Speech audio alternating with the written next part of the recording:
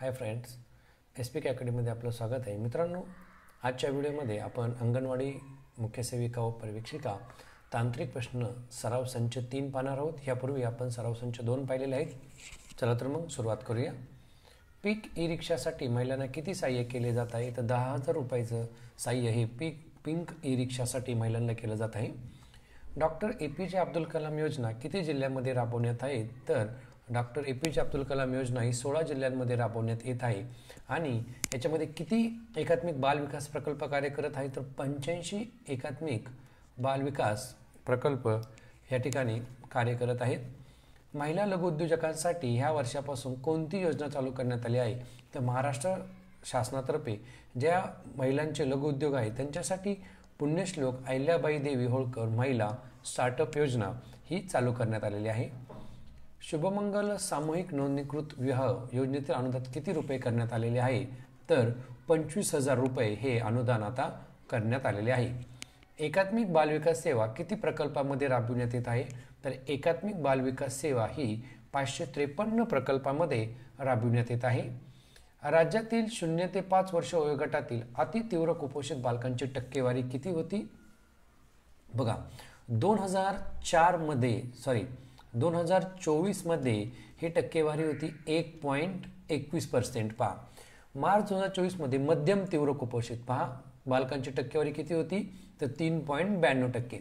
या ठिकाणी बघा, हा प्रश्न आहे अतितीव्र कुपोषित टक्केवारी किती होती आणि हा आहे मध्यम तीव्र कुपोषित.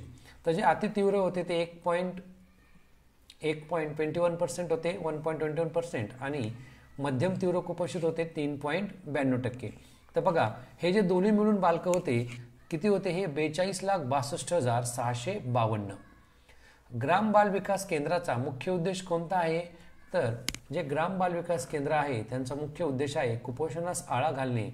यासाठी ही ग्राम बाल विकास केंद्रे सुरू करण्यात आली आहेत. मित्रांनो, यापूर्वीच्याही व्हिडिओमध्ये आपण ती योजना आणि योजनेचे उद्दिष्ट, नक्की कोणत्या उद्देशासाठी ती योजना राबवण्यात आली होती याविषयी प्रश्न घेतलेले आहेत.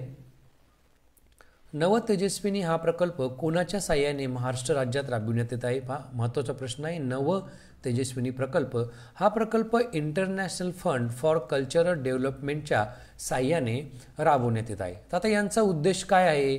तर ज्या गरीब व गरजू महिला आहेत त्यांना सक्षम करणे.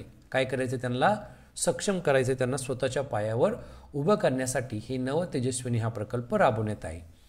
सक्षम अंगणवाडी आणि पोषण अभियान 2.0 ह्या योजनेचे लाभार्थी कोण आहेत? पहा, सक्षम अंगणवाडी आणि पोषण अभियान 2.0 ह्या योजनेचे लाभार्थी आहेत मुले, याच्यामध्ये किशोरवयीन मुले मुली, त्यानंतर गर्भवती महिला आणि स्तनदा माता यांचा ह्या पोषण अभियान 2.0 मध्ये समावेश होतो.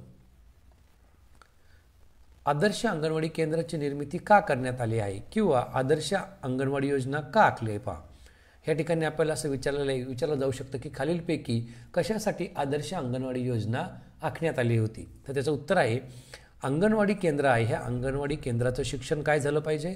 आनंददायी झालं पाहिजे. तसेच तिथल्या ज्या सुविधा आहेत, सेवा आहेत, त्या सेवांचा दर्जा काय झाला पाहिजे? सुधारला पाहिजे. यासाठी आदर्श अंगणवाडी योजना आखण्यात आली आहे. अंगणवाडीची सुरुवात सर्वप्रथम कधी झाली? तर आपल्या सर्वांना माहीतच असेल की 1975 साली अंगणवाडीची सुरुवात झालेली आहे. मित्रांनो, ताराबाई मोडक ह्या होत्या, यांनी प्रथम अंगणवाडी हा शब्दप्रयोग त्यांनी प्रथम केला होता. आता आपल्याला असाही प्रश्न विचारला जाऊ शकतो की अंगणवाडी शब्दाचा अर्थ खालीलपैकी काय होय? तर अंगणवाडी शब्दाचा अर्थ आहे अंगणामधील निवारा. कलम 39 कशाशी संबंधित आहे? तर कलम 39 हे महिला व पुरुष दोघांना समान कामासाठी समान वेतन, म्हणजे काय आहे? समान कामासाठी समान वेतन हे कलम 39 अंतर्गत आहे. मित्रांनो, आपल्याला महिला व बालके यांच्या संदर्भात जे जे कलम आहेत ते आपल्याला काय केले पाहिजे? या ठिकाणी पाठ करून ठेवले पाहिजे. कोणताही कलम जो महिला व बालकांशी संबंधित आहे तो आपल्याला विचारला जाऊ शकतो. पुढचा प्रश्न, कलम 15(3) कशाशी संबंधित आहे? कलम 15(3). तर कलम 15(3) हा कशाशी संबंधित आहे? राज्यातील जे महिला व बालक आहे यांच्यासाठी राज्य विशेष तरतूद करू शकते, म्हणजे त्या राज्याला महिला व बालकांसाठी विशेष तरतूद करण्याची मुभा कलम 15(3) अंतर्गत देण्यात आलेली आहे. युनायटेड नेशन घोषित बालकांचे किती हक्क आहे? तर युनायटेड नेशन घोषित बालकांचे 10 हक्क आहेत. युनिसेफचे मुख्यालय कुठे आहे? तर न्यूयॉर्क या ठिकाणी युनिसेफचे मुख्यालय आहे.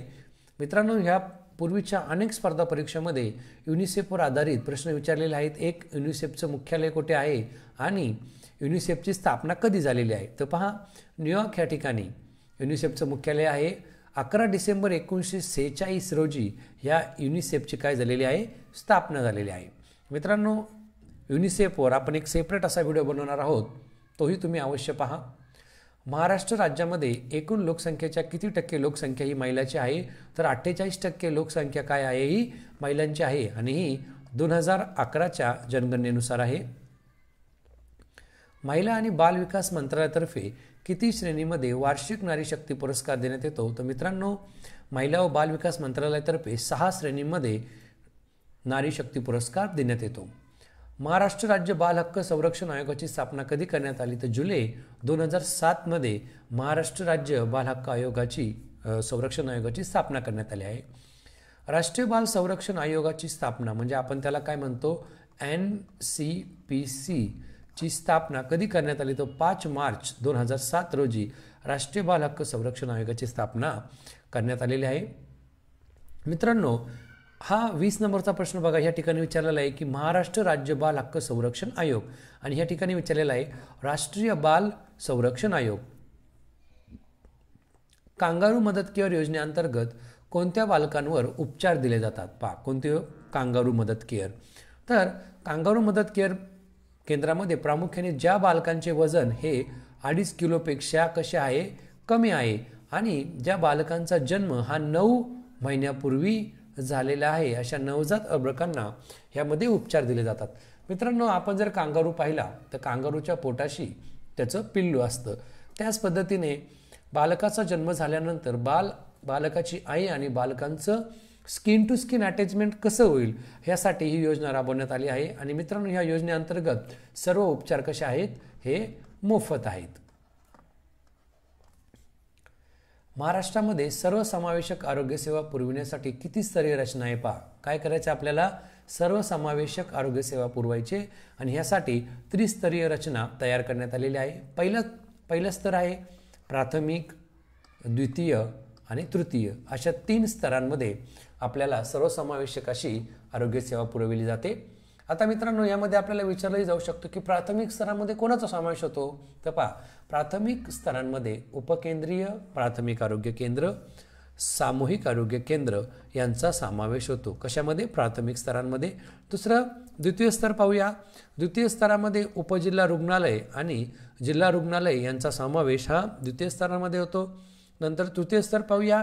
ह्यामध्ये जे वैद्यकीय महाविद्यालय आहेत, या वैद्यकीय महाविद्यालयांशी संलग्न असलेली सुसज्ज रुग्णालय व सुपर स्पेशालिटी हॉस्पिटल यांचा समावेश हा तृतीय स्तरामध्ये होतो.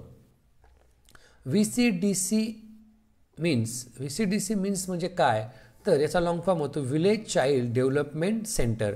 विलेज चाइल्ड डेव्हलपमेंट सेंटर यालाच आपण मराठीमध्ये म्हणतो ग्राम बाल विकास केंद्र. बालकाच्या दंडाचा घेर हा मध्यम कुपोषित बालकामध्ये किती असतो? बालकाच्या दंडाचा घेर हा मध्यम कुपोषित असेल तर त्याच्या दंडाचा घेर असतो 11.5 ते 12.5 सेंटीमीटर. मित्रांनो, आता जर बालक तीव्र कुपोषित असेल तर त्याच्यामध्ये त्याच्या दंडाचा घेर हा किती असतो हे मला कमेंटमध्ये कमेंट करून अवश्य कळवा. केंद्र सरकारच्या सवलतींचा लाभ मिळालेल्या राज्यातील पात्र कुटुंबांना दरवर्षी गॅस सिलेंडर मोफत देणारी कोणती योजना जाहीर करण्यात आलेली आहे? पहा, आणि मुख्यमंत्री अन्नपूर्ण योजना. आता आपल्याला असेही विचारलं जाऊ शकतं की मुख्यमंत्री अन्नपूर्ण योजनेमध्ये लाभार्थी कोण असतात? तर ज्यांना केंद्र सरकारच्या सवलतींचा लाभ मिळालेला आहे अशा आपल्या राज्यातील पात्र कुटुंबांना दरवर्षी किती सिलेंडर मोफत देण्यात येणार आहे? तर 3 गॅस सिलेंडर मोफत देण्यात येणार आहे. अल्पवयीन मुलांसाठी आई वडील आणि पालकांनी दिलेले योगदान लक्षात घेऊन मुलांसाठी NPS खात्यात रक्कम भरण्यासाठी कोणती योजना सुरू करण्यात आलेली आहे? तर वात्सल्य योजना ही ह्या वर्षी म्हणजे 2024 मध्ये सुरू करण्यात आलेली आहे. या योजनेअंतर्गत आपण मुलांचं NPS खातं काढू शकतो. मित्रांनो, व्हिडिओला लाईक आणि शेअर करायला विसरू नका. धन्यवाद.